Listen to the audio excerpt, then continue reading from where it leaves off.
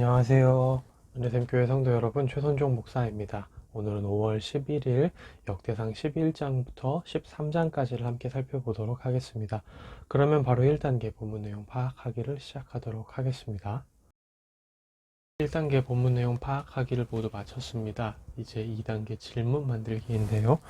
12장 8절을 보면 이제 용사들에 대한 표현 중에 이런 표현이 있습니다. 그의 얼굴은 사자 같고 빠르기는 산의 사슴과 같다라고 얘기를 하는데요. 빠르기는 산의 사슴과 같다라는 말은 우리가 직관적으로 이해가 될 수 있죠. 사슴처럼 빠르구나. 정말 민첩하고 빠르구나. 이렇게 이해할 수 있는데 얼굴이 사자 같다라는 표현은 조금 애매합니다. 힘이 사자 같다 그러면은 확 이해가 될 수 있는데 얼굴이 사자 같다라고 하거든요. 이 표현이 도대체 무엇을 의미하는가? 이게 오늘의 질문이 되겠습니다. 네, 그럼 이제 3단계 질문에 대한 대답 찾기로 넘어가도록 하겠습니다. 3단계 질문에 대한 대답 찾기를 시작하도록 하겠습니다. 여기서 이제 얼굴이 사자 같다라고 표현을 하고 있는데 이게 찾아보니까 그냥 그런 의미입니다. 정말로 그냥 사자처럼 용맹하고 힘이 세다라는 의미인 거죠. 왜 하필 얼굴이라는 표현이 나올까에 대해서는 우리가 이 당시에 그 사람들의 어떤 시적인 표현 중에 하나였다라고 이해를 하면 될 것 같습니다. 그러니까 그냥 의미는 똑같은 거예요.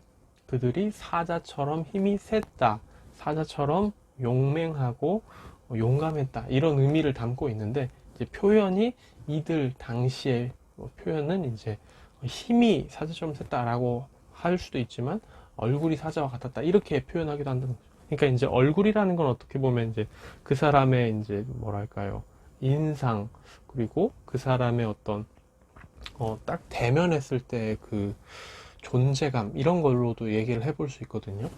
근데 그 존재감, 그 용사의 존재감이 대면했을 때 마주할 그 느껴지는 그 힘이 사자와 같았다 이제 이런 표현이 될 수도 있다라는 거죠. 그래서 이 부분도 우리가 쉽게 그냥 사자처럼 힘이 세고 용맹했다 이런 표현이 당시에 이렇게 기록됐다라고 이해를 하고 넘어가면 될 것 같습니다. 네, 그러면 이제 4단계 본문 묵상하기로 넘어가도록 하겠습니다. 4단계 본문 묵상하기까지 모두 마쳤습니다. 이제 마지막 5단계 적용하기인데요. 저는 오늘 12장 22절 말씀이 가장 와닿았는데요. 그때 사람이 날마다 다윗에게로 돌아와서 돕고자 하매 큰 군대를 이루어 하나님의 군대와 같았더라 라고 얘기를 합니다. 큰 군대를 이루었다라는 표현으로도 어떻게 보면 충분해 보이는데 그 뒤에 하나님의 군대와 같았다라는 표현이 붙어 있죠.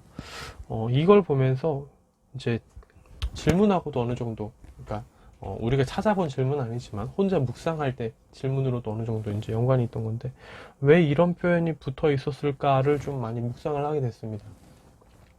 그러면서 내린 결론은 뭐냐면 하나님께서 다윗에게 사람을 붙여 주셨기 때문에 다윗이 큰 군대를 이룬 것을 이렇게 또 표현하고 있는 거 아닌가라는 생각을 하게 됐습니다.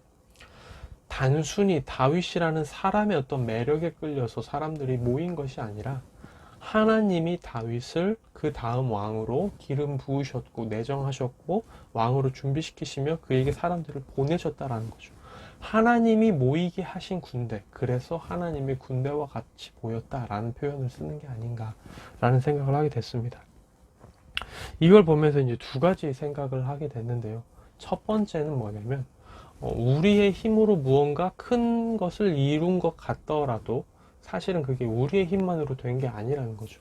하나님이 그렇게 허락하시고 그렇게 사람을 보내주시고 이끌어 주셨기 때문에 우리가 무언가 큰 것을 이룰 수 있었다라는 것이고, 두 번째로는 뭐냐면 하나님이 인도하시고 하나님의 뜻이 있다면 그렇게 되게끔 자연스럽게 우리를 그렇게 인도하신다라는 겁니다. 그러니까 첫 번째는 뭐냐면요, 우리가 무언가 할 때 자만할 필요가 없다라는 거죠. 예를 들어서 누군가 어떤 목사님이 교회를 개척했습니다. 그런데 막 사람이 많이 몰리는 거예요.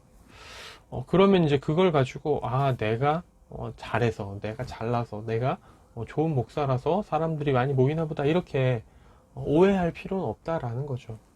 하나님이 그 교회를 향한 뜻이 있기 때문에 그 교회 사람들이 모이게 하신 것인 거죠.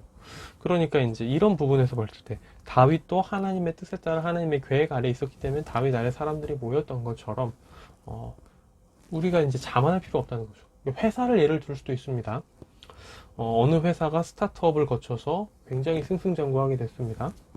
그게 막 그 사람 하나의 어떤 뭐 CEO의 잘한 것, 탁월한 것, 그것 때문에 이제 됐다기보다는 그 그룹을 통해 무언가 하나님의 뜻이 있기 때문에 하나님이 그걸 허락하시고 크도록 이끄셨을 수 있다라는 거죠. 그렇기 때문에 우리가 무언가 크게 되고 무언가 업적을 이뤘을 때 교만해서는 안 된다라는 것들을 또 묵상을 하게 되고요.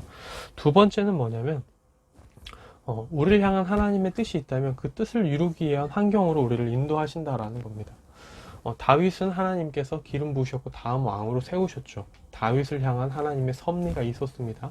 그렇기 때문에 다윗이 왕이 될 수 있도록 하나님은 그 다윗의 길을 인도하시는 과정 중에 사람을 붙여주시고 있는 거죠. 우리도 무언가 하나님의 뜻 가운데, 하나님의 분명한 소명 가운데 무언가 길을 가고 있다면 하나님이 우리의 소명에 맞는 그 인도하심을 주실 거다라는 겁니다. 하나님께서는 우리에게 그 소명에 따라 인도하심을 주실 거니까 우리는 우리가 지금 처해 있는 환경을 또 바라보면서 이게 하나님이 정말 우리에게 소명을 주시는 건가 아닌가도 확인해 볼 수 있다라는 거죠. 우리가 이제 내적 소명으로서 하나님이 나에게 이걸 주신 것 같다라고 생각은 드는데 우리의 환경이 절대 열리지 않는다라고 한다면 우리의 환경이 아무리 해도 그 내적 소명을 향해 가는 것 같지 않는다면 다시 한번 생각해 볼 필요가 있다라는 거죠.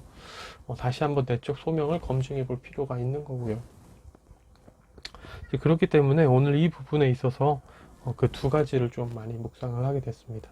교만하지 말고 겸손해야 할 이유와 하나님이 인도하신다면 그 우리의 놓인 환경과 상황도 그에 따라 이제 흘러가게 될 거다라는 믿음 가운데 우리가 살아야 된다라는 거죠.